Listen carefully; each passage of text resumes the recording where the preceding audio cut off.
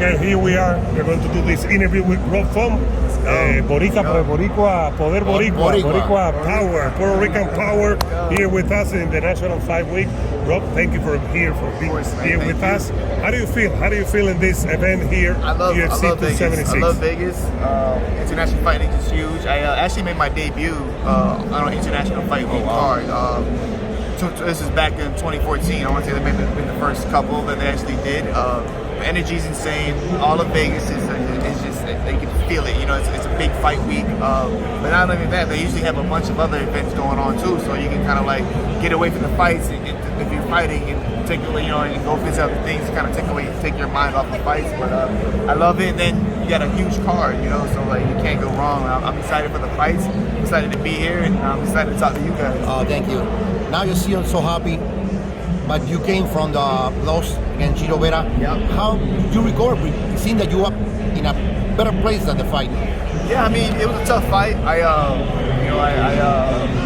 didn't go my way. I felt like I was winning each round until the last second. You have more parts of significant strikes. Yeah, so it's tough. It's weird. It's because I even broke my own record on significant strikes, but then it's a loss. So it's kind of like you can't celebrate too much, you know. I think obviously I got hit with some big shots early, and it just never really recovered too well. But I was winning even when I was hurt. I was still outperforming as far as the numbers, but it wasn't the quantity. I mean, the quality of shots I needed to really land. You know what I'm saying? So it was tough, but I thought I did good. I'm glad I thugged it out. I'm glad I put on a showing for the fans, and I think we have potential for Fight of the Year. So. How does it feel as a fighter?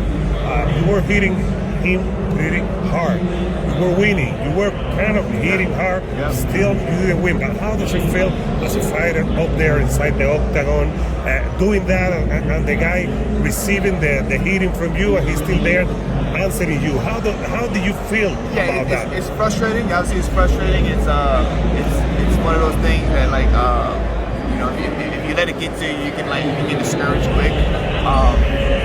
Especially me when I want to knock people out. I want to get the finish. I want to get the crowd, get that loud that loud pop. So it's tough. It's one of those things that like once you realize you're not going to knock them out, you got to be patient and then just not be selfish. But again, it's tough though. You still are in the top 10 of the division. You're still one of the best 135. Now what comes next? What you spoke with the UFC? What are your plans? The division's stacked. Obviously, we got a big card, big fight with Sean O'Malley and Pedro Muchos. They got the Chito Vera, Dominic Cruz fight, and then Corey Sandhagen just got booked too. So like everybody's getting booked. I think I gotta see how they all play out, who wins, and then go from there. And then you get the champion fight to versus Aljamain. So that's finally the belts getting moved around. You got Peter Yan still out there. Like I said, you got Sugar Sean and Pedro coming out. So it's a lot of action. I just gotta like take my time, figure out what makes more sense, and then get back to it. Have you talked to the UFC about any plan, about any date that they're saying, hey? They just told me, they just reached out and said, listen, call me when you guys are ready. Take your time, and then we'll get you something going. We'll get something going. We know that you grew up, your family, seeing Tito Trinidad fights, Miguel Cotto fights. How was your bringing as a fighter, not the MMA fighter, as a fighter per se? Say it one more time. You're growing up to become the fighter that you are, knowing your roots, the fight that you saw with your father, Tito and Miguel Cotto. Yeah, so I picked up a lot. I'm a huge fan of boxing, and especially like with Felix Trinidad with that left hook, the body shots. But Miguel Cotto, I love how high his guard was always so high. So definitely love all those. And then you gotta look at guys like Hector Camacho.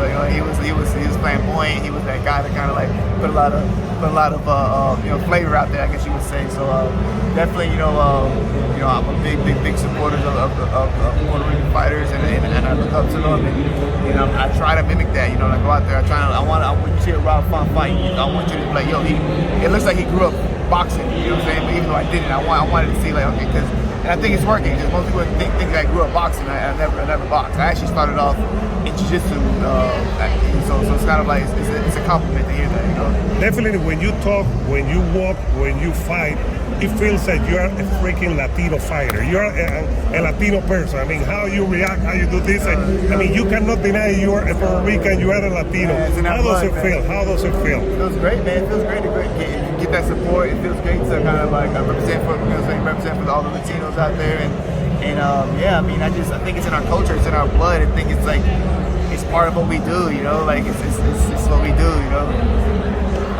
Thank you. Thank you. Muchas Ralph. gracias. Gracias por estar con nosotros. Gracias. Saludos a la familia.